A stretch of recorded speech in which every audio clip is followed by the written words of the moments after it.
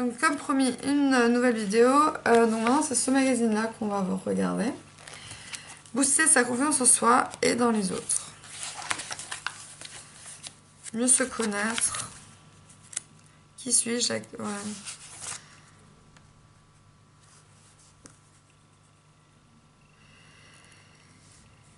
Ouais, mais là il parle pas de bipolarité, donc c'est compliqué.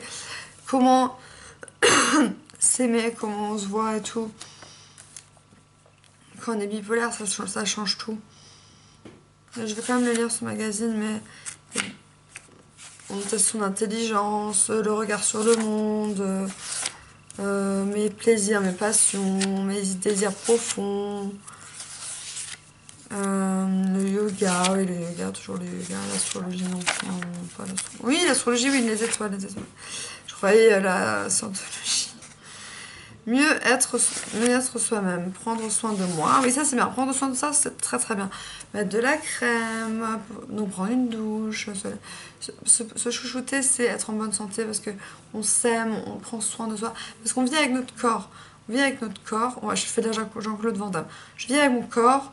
Il faut prendre soin de son corps. Il faut prendre soin. Si on prend pas soin de son corps, bon là je fais n'importe quoi. Mais bon, il faut prendre soin de son corps. C'est important. Écouter son corps. Donc, écouter son corps, donc ça veut dire si j'en peux plus, j'en peux plus.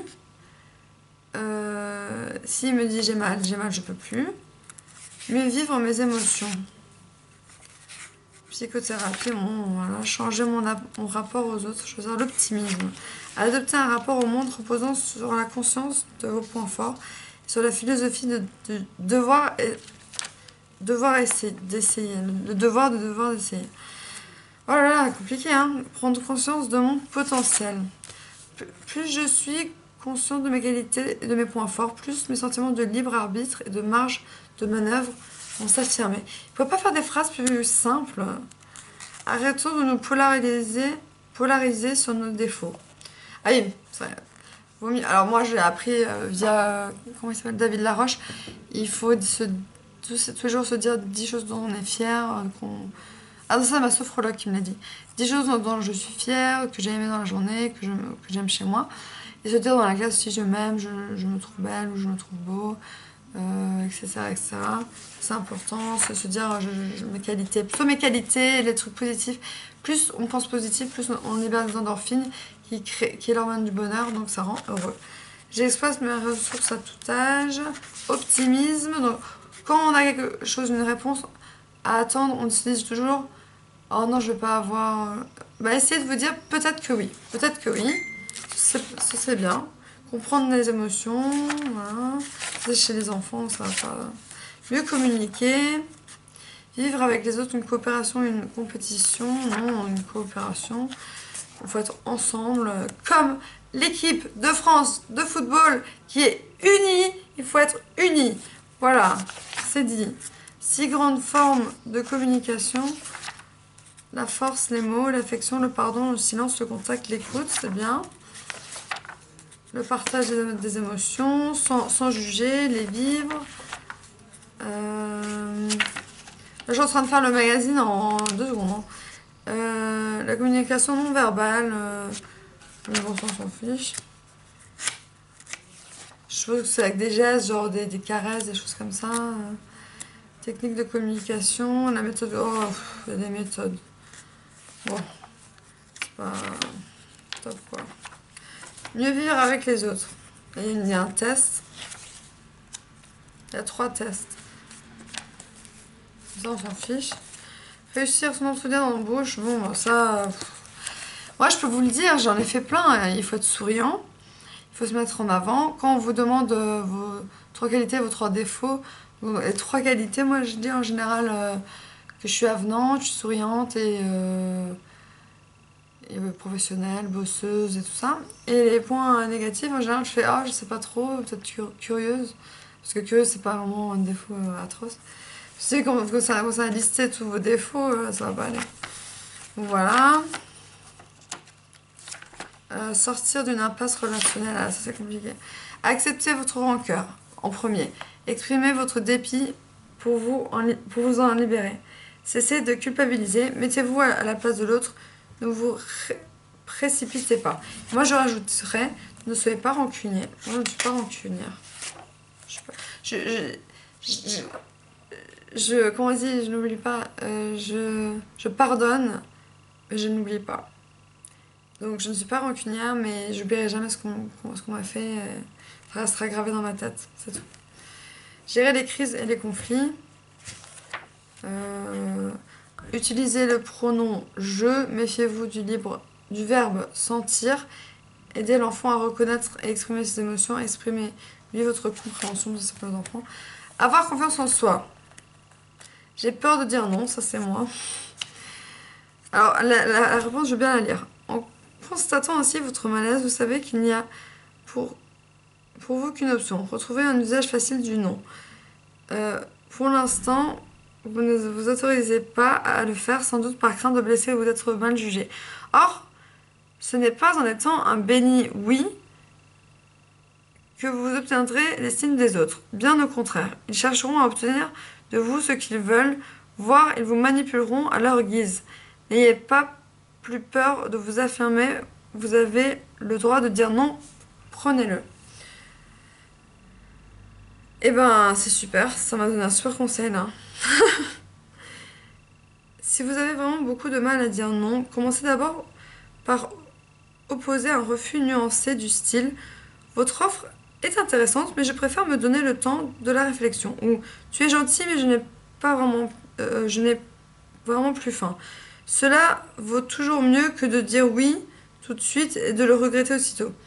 N'hésitez pas à imiter les personnes de votre entourage que vous admirez pour leur capacité à dire non sans agressivité. Et notez bien que leur refus ne les met pas en autant à l'écart des autres. Au fur et à mesure des exercices, vous prendrez confiance en vous et le non viendra plus facilement. Donc en bref, ce que je voulais dire, c'est par exemple dans la rue, quand vous demandez une cigarette et qu'on vous dit non, c'est pas un non méchant, hein, c'est juste non, non. Et tout ça, ce que j'admire, c'est de l'assertivité. L'assertivité, c'est ma mère qui m'a expliqué. Il y a de l'assertivité, de l'agressivité, et puis autre chose, je sais plus ce qu'il y a. L'assertivité, c'est quand on dit non, quand on s'affirme, on refuse, on critique, on dit des choses, mais c'est avec affirmation, mais c'est pas méchant. C'est de l'assertivité. Vous regardez dans le dictionnaire ce que ça veut dire. Et l'assertivité, c'est mieux que l'agressivité. Moi, ma mère m'a dit, je suis plus dans l'agressivité et j'arrive pas à dire non non plus, donc ça va peut-être m'aider. Je vais essayer de dire, bah écoute, je suis désolée, mais non, quoi. Et je fais un travail sur moi, c'est très difficile, mais camper sur ses positions, autorité vive, penser à soi, se faire respecter. Voilà. Donc là, je suis arrivée à inspirer confiance. Confiance en soi, authenticité, intégrité, bienveillance et respect de ses engagements. Voilà 5 facteurs essentiels pour inspirer et conserver la confiance d'autrui. Voilà. Et 3 conseils pour surmonter la méfiance. Évacuez vos préjugés. Concentrez-vous sur le positif et soyez moins intransigeant. 3 conseils pour gérer la jalousie au travail. Posez-vous les bonnes questions. Montrez-vous conciliant. Faites un rapport à la hiérarchie et aux ressources humaines. Bon, ça va pas trop dans de ce que je voulais. Et non, quand... Oui, c'est pas... Non, c'est bon. Soyez honnête avec vous-même. Évitez les comparaisons avec autrui. Prenez conscience de votre potentiel. Servez-vous de votre frustration pour vous motiver. Faites-vous aider si besoin. Restez positif, restez positif, restez positif, restez positif. Positif, positif, positif, positif. 5 profils qu'il vaut mieux éviter. Le râleur plaintif, la drama queen, l'intimidateur, le passif agressif. Ah oui, c'est passif. Donc t'as agressif, passif et assertif. Le passif agressif, son arme, c'est l'indifférence. Il se montre détaché. Voilà. Ah, il y en a plein là. 10 habitudes pour instiller du positif dans votre quotidien. Filtrez les infos, pratiquez les affirmations positives, Prenez un bol d'air frais, créez une playlist good mood, good mood, good mood.